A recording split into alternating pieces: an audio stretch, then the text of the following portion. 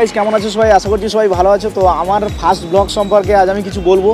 তো তার আগে আমি কে সেটা তোমরা কেউ জানো না, তবে অবশ্য ইন্টারেস্টেও নেই হয়তো, কিন্তু আমার তো বলা উচিত, যেহেতু আমি ফার্স্ট ব্লগ শুরু করেছি তার জন্য আমার বলা উচিত যে আমি কে।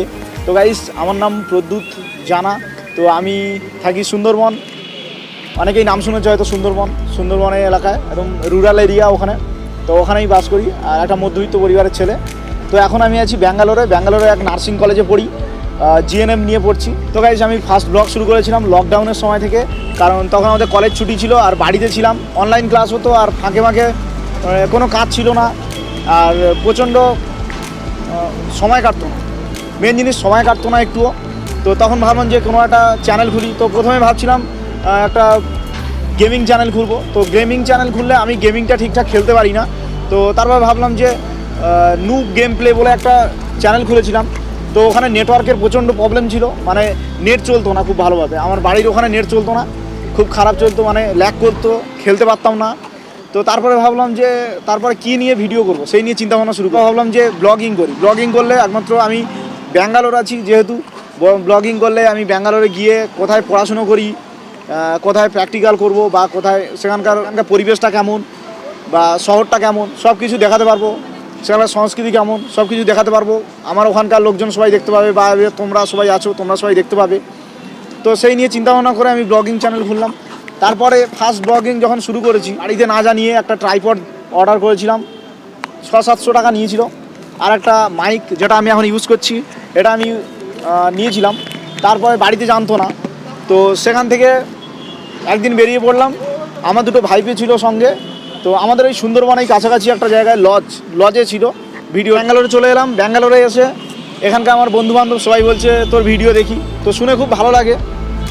ভিউজ কম হয় এখন, বাট খুবই ভালো লাগে, সবাই দেখে, সবাই আমাকে বলে কবে আসবে ভিডিও, কবে দেখবো।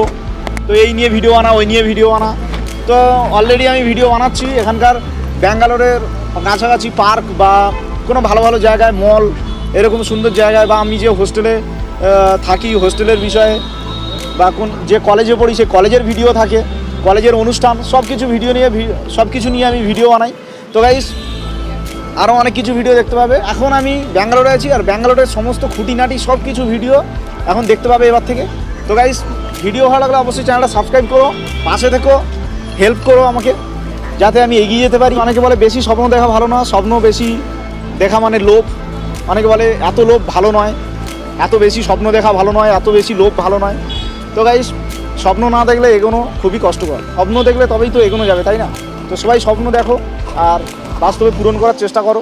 আর একটা ইম্পর্টেন্ট কথা হচ্ছে, যারা নতুন ব্লগিং করতে চাও বা কোনো ইউটিউব নিয়ে কাজ করতে চাও, তাদের বলছি যে শুধু ইউটিউব নিয়ে এগিয়ে যেও না, তার সঙ্গে কোনো একটা প্রফেশনাল কোনো একটা কাজবাজ করো, বা কোনো পড়াশোনা, এইসব কিছু কোনো না কোনো একটা কিছু করো, তার সঙ্গেই ইউটিউবটা চালাও। কারণ কি হবে না হবে কোনো ঠিক নেই, অনেকে ফেল হয়ে যায়, অনেকে আবার চলতে থাকে, অনেকটা খাটনি আছে, ফার্স্ট টাইম অনেকটা খাটনি আছে। আমার ফার্স্ট ব্লগ যদি দেখো তোমরা অবশ্যই হাসবে, কারণ বলবে এই ধরনের ভিডিও কে বানায়, এটা কী ধরনের ভিডিও, মানে ক্যামেরা ধরতে পারি না, এক নম্বর, কথা বলতে গেলে আটকে যেত, 10-12 বার ধরে কথা বললে তারপরে মানে একটা ক্লিপ নিতে পারতাম। তো এরকম হতো। এখন মোটামুটি অতটা অসুবিধা হয় না। তো আমার ফার্স্ট ব্লগের নানান রকম প্রবলেম ছিল। তো গাইস, ভিডিওটা অনেকবার মনে করেছি আপলোড করব, অনেকবার মনে করেছি করবো না, অনেকবার মনে করেছি ডিলিট করে দেবো, তুলে নেবো ভিডিওটা, কারণ খুব একটা কেমন একটা লাগে, যেন ভালো লাগে না ভিডিওটা। কথা বলতে গিয়ে অসুবিধা হয়েছিল, তারপর ক্যামেরা ধরতে পারিনি ঠিকঠাক। তো গাইস, যারা ভিডিও নতুন এসেছো বা নতুন আসতে চাও, তাদের বলছি নিজের যে ফোনটা আছে সেটা নিয়ে ইউজ করো। প্রথম এসে বিশাল ক্যামেরা বা এটা ওটা কিনে নিয়ে, ড্রোন ফোন কিনে নিয়ে ভিডিও শুরু করলাম, কারণ বেশিরভাগ অনেকে আছে ভিডিও মাঝপথে গিয়ে বন্ধ করে দেয়। কারণ আমার নিজস্ব অনেক সাবস্ক্রাইব করা চ্যানেল ছিল, যেগুলো নতুন স্টার্ট করেছিল, তারা 3-4 মাস ভিডিও করেছে, জাস্ট ভিডিও করে তাদের ভিডিও আপলোড করা বন্ধ করে দিয়েছে। 2-3 মাস হয়ে গেছে ভিডিও আপলোড করা বন্ধ করে দিয়েছে এরকম। তো তারা আর ভিডিও শুনে দেখলাম ভিডিও আর করবে না এরকম, মানে ভিউজ হচ্ছে না, সাপোর্ট পাচ্ছে না ঠিকঠাক, বা কি নিয়ে ভিডিও করব এই নিয়ে চিন্তাভাবনা আছে।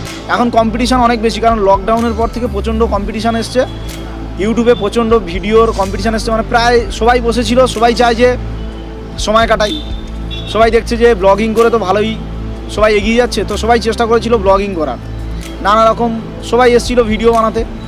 তো আমার কেসটাও সেই একই, কিন্তু ব্যর্থ বলে কোনো কিছু নেই, ব্যর্থ হয়ে ফিরে যাওয়ার কোনো দরকার নেই। ভিডিও বানাতে থাকো, নিশ্চয়ই একদিন এগিয়ে যাবে। তো গাইস, যদি ভালো লাগে অবশ্যই চ্যানেলটা সাবস্ক্রাইব করে দিও আর পাশে থেকো। নেক্সট দেখা হচ্ছে সমস্ত ভিডিও নিয়ে ব্যাঙ্গালোরের। তো গাইস, টাটা আজকের মতো, ভালো থেকো সবাই, দেখা হচ্ছে পরের ভিডিওতে।